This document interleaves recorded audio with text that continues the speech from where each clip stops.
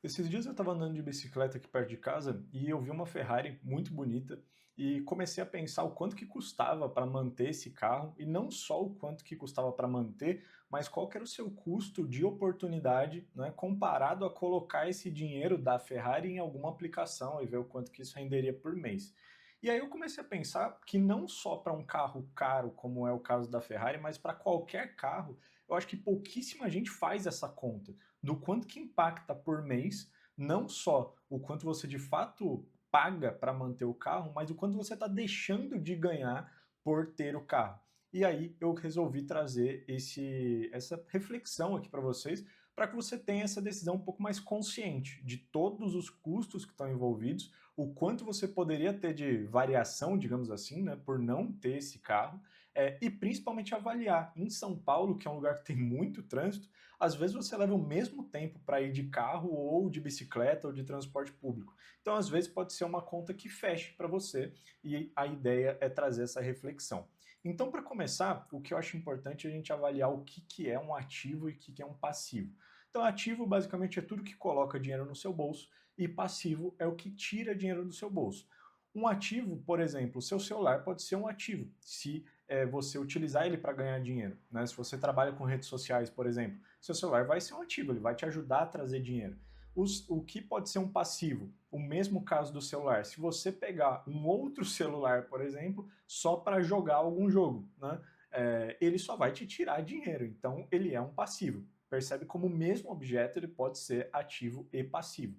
No caso do carro, na maioria das vezes, a não ser que você faça algum transporte de aplicativo, algum transporte, alguma coisa do tipo, ele vai ser um passivo. Você vai ter custos com ele, né? E aí, um outro ponto. Você pode entrar numa discussão de, poxa, Lucas, mas o carro me faz ir até o local de forma muito mais confortável, com muito mais segurança, me traz mais liberdade, etc. Tudo bem, mas ele continua sendo passivo. Você só está fazendo uma opção por ir para aquele lugar com mais conforto, com mais segurança, mas você tem opções de fazer a mesma coisa de forma mais barata, né? Então, a questão é só que você tenha essa decisão consciente, sabendo de que, apesar de ser um passivo, para você essa conta fecha, né? E para a gente chegar nessa conclusão, óbvio que a gente fez diversas simulações, então é tudo bem aproximado, mas a gente colocou vários cenários aqui para refletir. O primeiro caso é de você comprar um carro à vista. Então a gente colocou um cenário em que um carro popular ali, né, de 60 mil reais, em que você vai comparar com um investimento que está rendendo 10% ao ano. Hoje o juros está bem mais alto do que isso, então 10% ao ano é factível, é realizável de você encontrar. Nesse caso, você está deixando de ganhar, não estou nem considerando os custos do carro ainda, mas você está deixando de ganhar 6 mil reais por ano em rendimento. Porque se você pegasse esses 60 mil reais e investisse 10%, 6 mil reais. Né? Então, esse já é o dinheiro que você deixa de ganhar, fora os custos. Você tem uma outra forma de comprar que é financiada, que é o que a maioria das pessoas faz. Então, ou seja, nesse caso a gente está dando uma entrada de 10 mil reais e financiando os outros 50 mil durante 4 anos. O que é importante também, durante esse período todo, o carro vai desvalorizar, porque enquanto você está usando ele, ele vai depreciar. Então, daqui a esses 4 anos, você não vai ter 60 mil reais em patrimônio. Né? Esse seu carro não vai valer 60 mil reais. Ele vai valer 40, 35 às vezes, dependendo. Então, isso também é outra coisa que tem que entrar nessa conta. E aí, trazendo os custos mensais. Além de você comprar o carro, você tem que manter esse carro. Então, aqui, na verdade, nós somos muito conservadores, tá, pessoal? Principalmente para a realidade de São Paulo. Então, para seguro, a gente colocou R$ 210 por mês, IPVA 170 por mês, que a gente dividiu, né, para ficar um custo mensal de fato. De manutenção, 170 também por mês. Estacionamento, lavagem e multa, 120. Aqui, só para vocês terem noção, pessoal, tem muito prédio corporativo aqui em São Paulo que passa de R$ 150 por mês o estacionamento para você deixar o seu carro o mês todo ali quando você vai trabalhar. Então, só para vocês verem que aqui a gente foi bem conservador. E de combustível, R$ 450 por mês. Então, só de custos para manter o carro, você já tem R$ 1.100 por mês, o que dá 13.200 por ano, tá? Então, esse já é um primeiro custo que você tem que ter em mente, né? De que não basta só comprar o carro, mas você também vai ter esses custos para manter ele funcionando. E aqui a gente trouxe uma comparação também, né? Aqui nessa última linha da tabela a gente colocou a depreciação, porque é exatamente esse efeito que eu falei, daqui a 4 anos o carro não vai valer a mesma coisa que vale hoje, então tem que colocar esse valor na conta. No carro quitado de custos por mês você tem 1.620 e no carro financiado, como você também tem o valor da parcela do financiamento, esse custo vai para R$ 3.120, tá? Então, somando assim, eu sei que dá um valor que muitas vezes a gente não tem noção, então a ideia é justamente trazer essa provocação. E aqui a gente trouxe outros dois cenários, que é o do transporte público e de uma bicicleta, né? Então você, ao ano, sairia de um custo de R$ 37 mil para um custo de 4 mil, no caso do transporte público, ou de R$ 1.400. Aqui a gente considerou custos bem baixos, né? Se você for parar em algum lugar, fazer uma manutenção na bicicleta só, e aí daria esses custos para você. Lembrando, aqui não vai entrar essa questão de segurança, né, de deslocamento. Tem casos também que você vai morar no interior e aí não é tão factível, né, utilizar ir de bicicleta, por exemplo, mas aqui é uma visão um pouco mais geral, tá? E aqui tem um outro ponto que é do custo de tempo. Qual que é o custo que você vai gastar preso ali no carro? Em São Paulo, isso tem que ser colocado em consideração, porque o trânsito aqui é bem caótico. E aqui a gente utilizou algumas premissas. Então você vai passar 1 hora por dia no trânsito, também muito conservador, tá? Muita gente passa muito mais do que isso.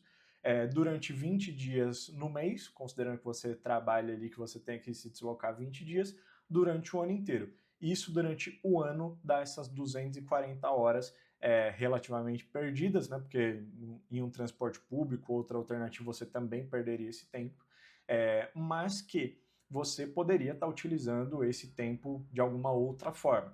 Aqui, qual que é o principal que a gente pode considerar? Será que não vale a pena esse tempo que você está demorando para se deslocar, considerando esse custo que eu acabei de comentar? Será que não dava para morar mais perto do trabalho, né? Eu sei que em São Paulo esse custo também é bem alto, né, de morar perto do trabalho, mas pode ser que você chegue na conclusão que isso fecha a conta, então já é mais uma provocação aqui que eu gostaria de fazer para vocês, tá?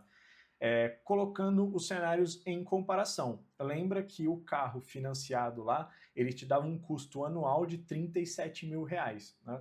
Comparado ao transporte público, você economiza por mês R$ 2.700 e bicicleta, né, R$ 3.000 ali de diferença. Aqui, claro que estou colocando um cenário bem extremo, né? Pode ser que você ainda pegue um Uber ali no meio do caminho, mas só trazendo essa comparação para que vocês tenham de forma bem visual.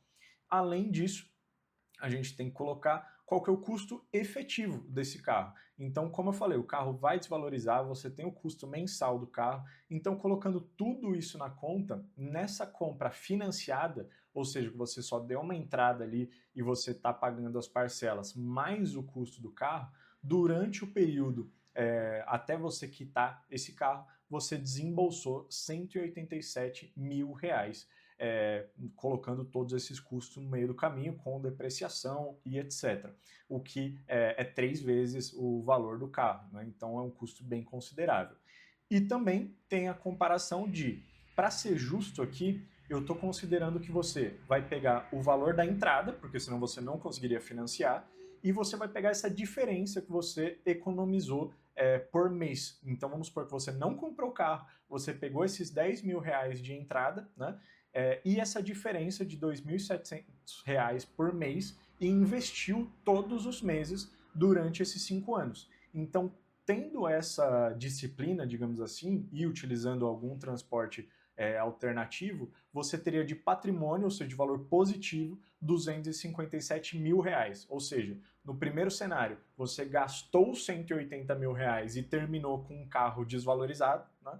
E nesse caso em que você optou ali por passar esses 5 anos num perrenguinho um pouquinho maior, mas investindo todo mês, você termina com um patrimônio positivo de R$ 257 mil, tá?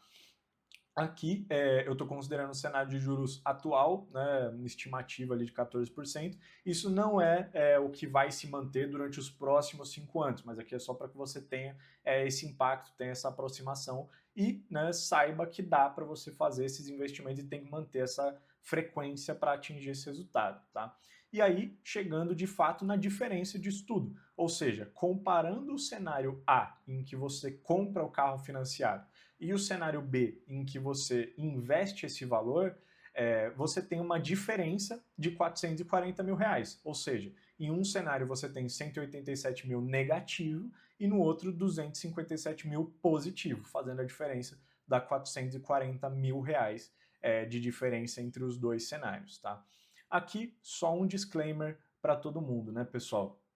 A gente fez uma análise sendo o mais frio possível, considerando só o cenário financeiro, mas tem toda essa questão que eu comentei com vocês de, poxa, a questão psicológica, se você vai ir de uma forma um pouco mais confortável, se você acha que esse valor a ser pago vale a pena por esse conforto a mais, tem uma questão de status também, enfim, tem vários pontos e não tem problema nenhum você pegar esse valor e falar, poxa, Lucas, não, eu prefiro o teu carro, sem problema nenhum. O único ponto é trazer essa decisão da forma mais consciente possível, né? Que você faça isso sabendo que você está abrindo mão de uma receita a mais, né? De acumular mais patrimônio, algo do tipo, por ter o carro, por ter esse conforto ali no seu dia a dia, tá? Então, ter mais liberdade, etc.